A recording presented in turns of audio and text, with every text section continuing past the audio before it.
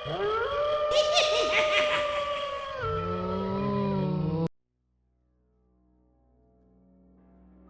के सन्नाटे ने जंगल को अपनी आगोश में ले रखा था। दूर एक कुआं जो अपने अंदर न जाने कितने रहस्य समेटे हुए था।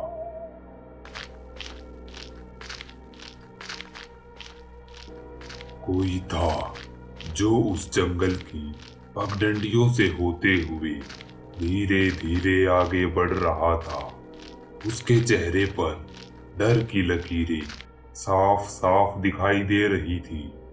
वो आदमी उस कुएं से कुछ दूर खड़ा हो जाता है और उस कुएं को निहारने लग जाता है। उस घने जंगल के बीचों बीच वह कुआं एक अलग ही तरह का डर पैदा कर रहा था। तभी उस कुएं से अजीबोगरीब आवाजें सुनाई देने लग जाती हैं, मानो कोई था जो धीरे धीरे रेंगते हुए कुएं से बाहर आ रहा हो। कुएं से आ रही डरावनी आवाजों को सुनकर उस आदमी के रोंगटे खड़े हो गए थे। वो वहां से भागने के लिए पलट पाता कि इतने में ही कुएं के अंदर से एक भयानक काला साया निकलता है और उस आदमी को अपनी चपेट में ले लेता है।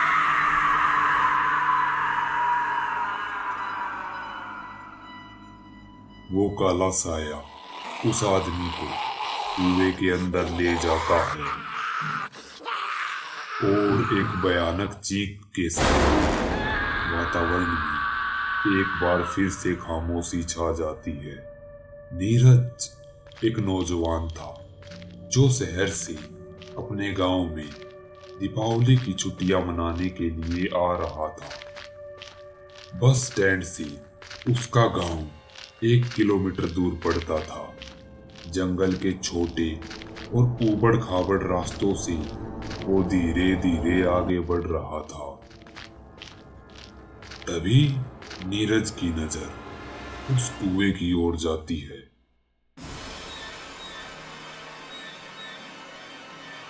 अरे कुआं, ओह यार, इतना चलने के बाद तो मेरा गला ही सूख गया है। चलो, शुक्र है ये कुआं दिख गया। नीरज धीरे धीरे उस कुएं की ओर बढ़ने लग जाता है। नीरज कुएं के पास आ गया था और अपने मोबाइल की टॉर्च जलाकर आसपास देखने लग गया था। कुआं बहुत पुराना था और उसकी दीवारों पर काई जमी हुई थी और दीवारें जगह जगह से टूटी हुई थी। जब नीरज कुएं के अंदर झांककर देखता है तो उसे काले पानी और घने अंधेरे के सिवाय कुछ भी दिखाई नहीं देता। शायद मोबाइल की टॉर्च उस अंधेरे को चीरने में नाकाम हो रही थी। लगता है काफी गहरा कुआं है। पता नहीं इसमें पानी होगा भी या नहीं। नीरज की नजर कुएं के आसपास पड़े पत्थरों पर जाती है। नीरज एक पत्थर उठाता है और उसे कुएं के अंदर फेंक देता है। पत्थर पानी में गिरने की आवाज आती है। नीरज पास ही में रखी एक बाल्टी उठाता है और उसे धीरे धीरे कुएं में उतारने लग जाता है। बाल्टी धीरे धीरे कुएं की गहराई में उतर रही थी।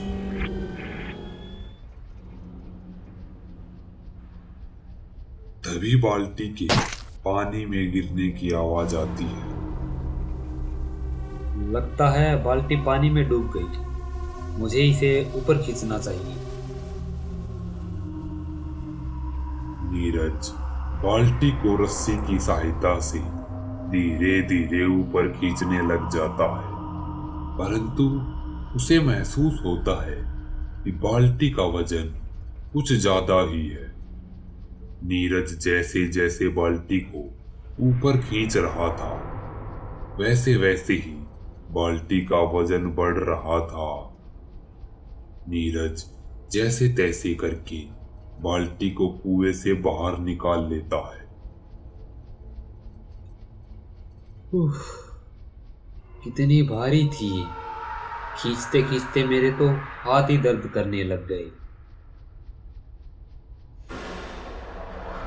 नीरज जब मोबाइल की टॉर्च की रोशनी में देखता है तो उसके हाथ कांपने लग जाते हैं, क्योंकि बाल्टी में पानी नहीं था बल्कि एक लाल गाढ़ा द्रव था, जैसे कि मानो वह खून हो।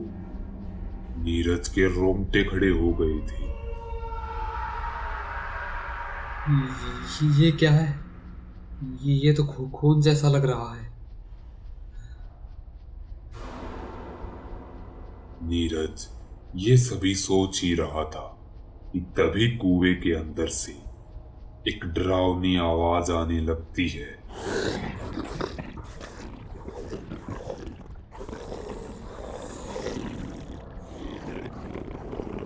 कोई था जो धीरे धीरे रेंगते हुए कुएं से बाहर आ रहा था।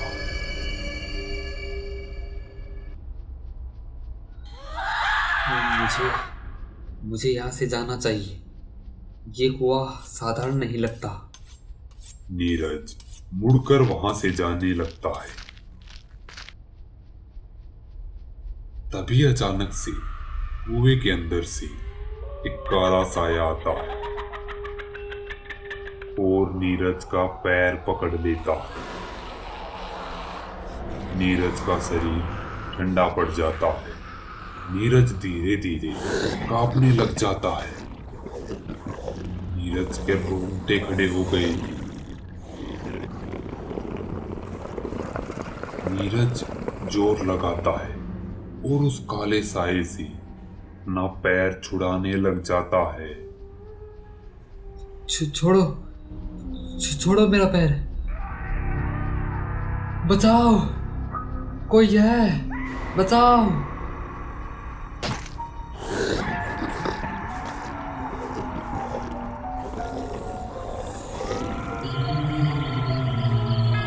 वो काला साया नीरज को कुएं के अंदर घसीट ले जाता है